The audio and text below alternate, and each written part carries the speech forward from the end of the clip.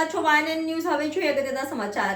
વડોદરાના પાદરામાં ગંભીરા બ્રિજ દુર્ઘટનાના દિગ્વંતોને શ્રદ્ધાંજલિ અર્પણ કરતી દશામાની સ્થાપના. ગુજરાતભરમાં દશામાના વ્રતનો ભક્તિભાવપૂર્વક પ્રારંભ થઈ ગયો છે. ભક્તો દ્વારા ઘેર ઘેરમાં દશામાની સ્થાપના કરીને પૂજા અર્ચના કરવામાં આવી રહી છે.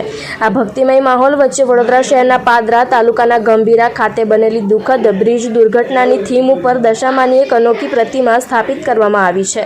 આ સ્થાપનાનો મુખ્ય હેતુ દુર્ઘટનામાં મૃત્યુ પામેલા 21 દિગ્વંત આત્માઓને દશામાં શાંતિ અર્પે તેવી પ્રાર્થના કરવાનો છે. મહાકાળી સોસાયટીમાં રહેતા અને છેલ્લા 5 વર્ષથી દશામાની પૂજા અર્ચના કરતા ગોપાલભાઈ કેશવભાઈ રાવલ દ્વારા આ વિશિષ્ટ થીમ પર આધારિત દશામાની પ્રતિમાનું સ્થાપના કરવામાં આવી છે.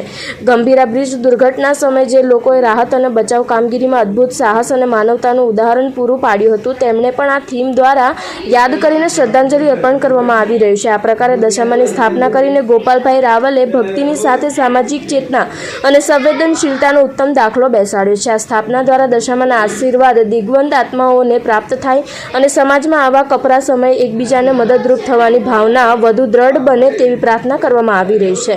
આ પવિત્ર અવસરે વડોદરાવાસીઓ આ અનોખી દશામાની સ્થાપનાના દર્શન કરીને ધન્યતા અનુભવી રહ્યા છે. મારું નામ રાવળ ગોપાલભાઈ કેશવભાઈ છે, મહાકાળી સોસાયટી.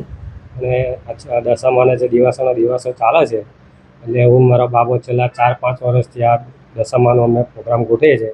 આ 5મું વર્ષ છેલ્લું છે અમારે. એટલે જે ગંભીરા દુર્ઘટના જે બનેલી છે એ ત્યાંનું અમે પ્રદર્શન કર્યું છે. અને ત્યાં આગળ જે મદદમાં આવેલા છે જે હિન્દુ એકતાના બધા સભ્ય છે, ગામના બધા આજુબાજુના છે અને આપણા જે ધારાસભ્ય છે એ પણ ખડે પગે ઊભા રહીને મદદમાં આવ્યા છે. અને એમનું પણ પ્રદર્શન બનાવ્યું. જે 21 લોકોનો જે જીવ ગયો છે એ કઈ રીતનું એમની આત્માને કેવું થયું છે આ બ્રિજ તૂટ્યા પછી. એટલે દશામાને આપણે પ્રાર્થના કરીએ છીએ કે એમની આત્માને શાંતિ મળે અને બીજું કે એમના પરિવારજનોને પણ શાંતિથી થોડું. Subscribe now and press the bell icon. Never miss an update.